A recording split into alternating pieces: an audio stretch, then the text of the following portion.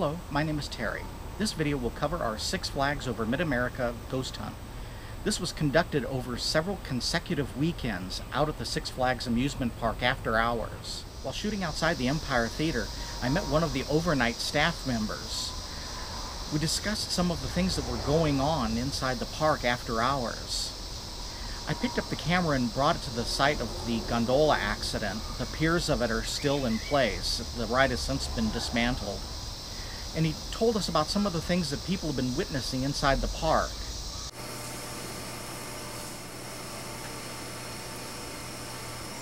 Back in here is where the car fell. And there's a lot of stuff that goes on that nobody can really explain, but, you know.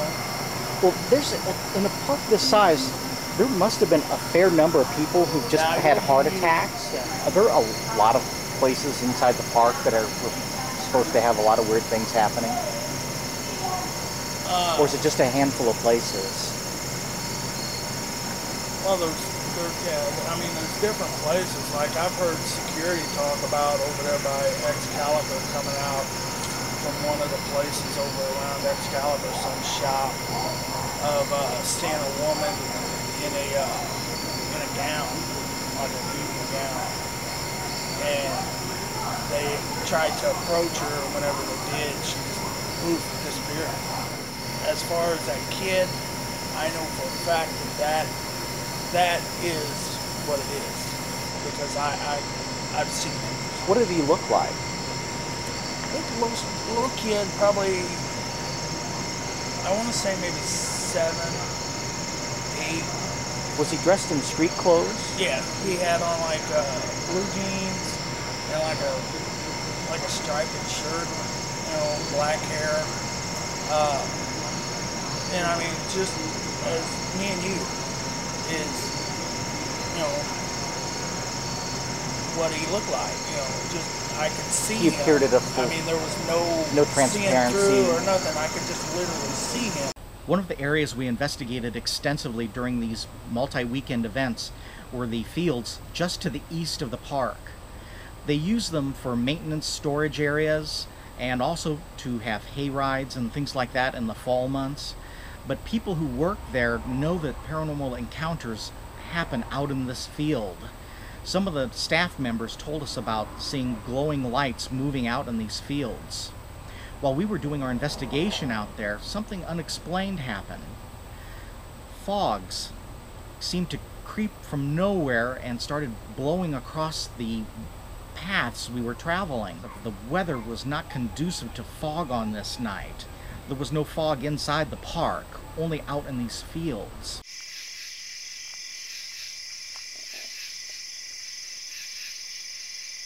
I see fog blowing across the road. So do I. From the right to the left. Yes.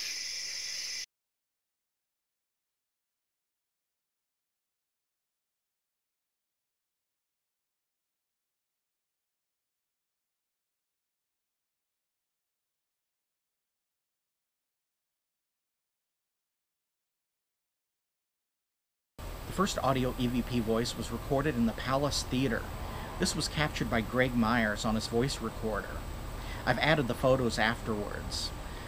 If you listen carefully, you'll hear Greg speaking, but you'll also hear shouting, a voice saying, "Stop it, stop it, stop it." It's a female voice, and this is none of the group members saying this. It was only on playback that this was discovered. Okay, here's what we do. Stop it, stop it, stop it. Okay, we're going to go ahead and this thing. Okay, here's what we do. Stop it, stop it, stop it. Okay, we're going to go ahead and this thing.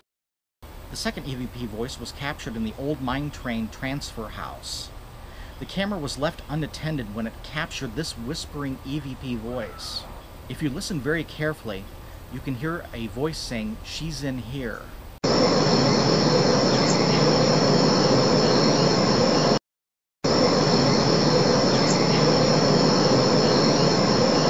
The next EVP clip was captured by Greg Meyer at the current location of the haunted house, which used to be the transfer house for the old mine train. If you listen very carefully, you'll hear mutterings, but they're almost unintelligible. but it is clearly a voice.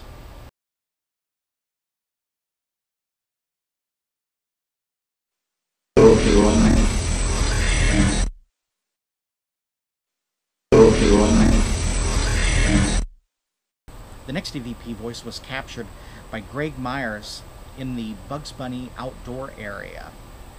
He had his voice recorder and he captured this EVP voice saying the name Betty. None of the people in our group has this name, and we don't know who it's in reference to, but it's none of our group members speaking. Betty! Betty! The following EVP voice was captured by Greg Meyer inside the Empire Theater. If you listen carefully while he's speaking, there's another voice in the background talking. This is none of the group members. Was sensitive, they saw it. Was sensitive, they saw it. The final EVP voice captured by Greg was also at the Empire Theater. If you listen, it's a very powerful male voice, but it's speaking in almost mutterings of incoherency. It's making sounds and attempting to speak, but it doesn't seem to be able to rationalize what it's saying. It's a very interesting EVP.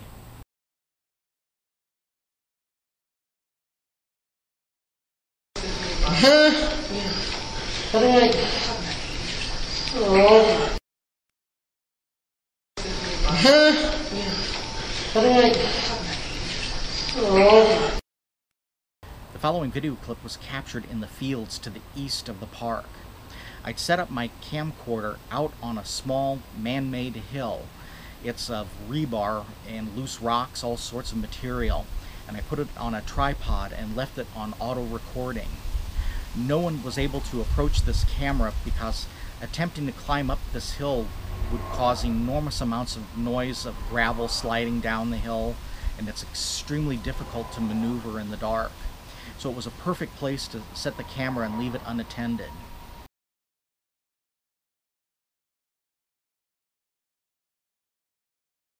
The next piece of video was extremely interesting. While the camera was left unattended on this hill, something triggered the man-made light on the top of the camera. It's a halogen light that is built into the camera. It can only be activated manually. There are no remote control features that can activate this light. It's a recessed button that's extremely difficult to access, and just doing so would cause the camera to shake. If you watch the video carefully, you'll see there is no camera shake whatsoever while the light is being turned on. I have a theory, and I'll explain this after I show you this short version of the video.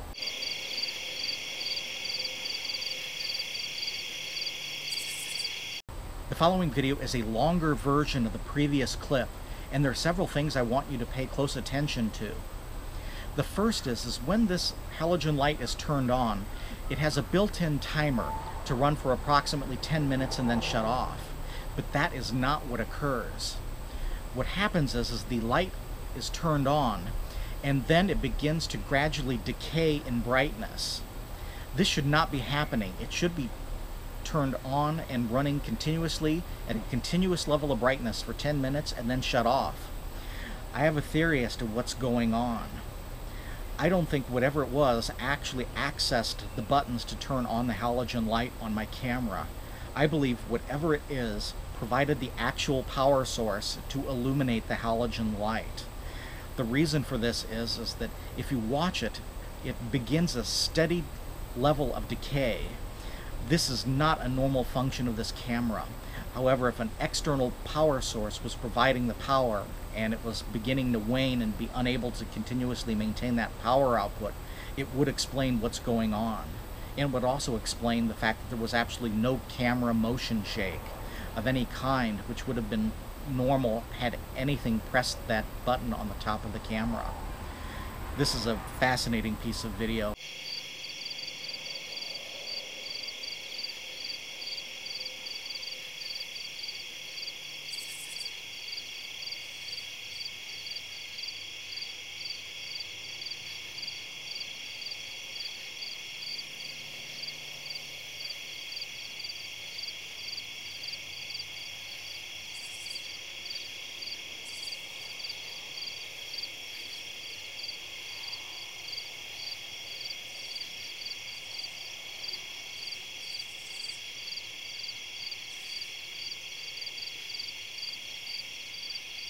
One of the very unusual things that occurred while we were out in these fields were at several areas out there was a stench of death, like a carcass that was in an advanced state of decomposure.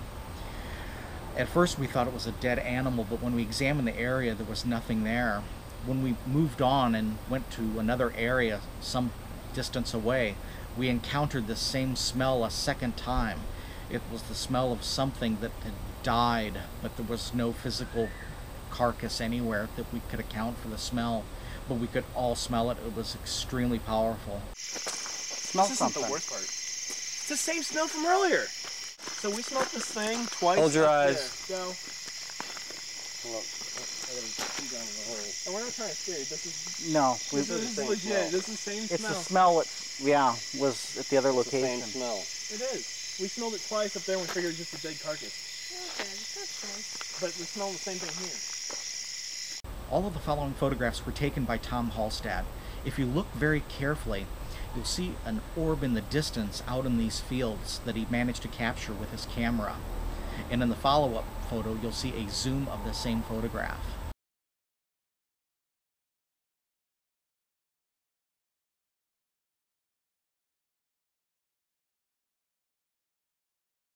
Also out in these fields, in the area where they staged the hay rides, Tom captured another orb photograph. While standing at the exact same location, Tom took another photo from the same area. This one is of an anomalous white light.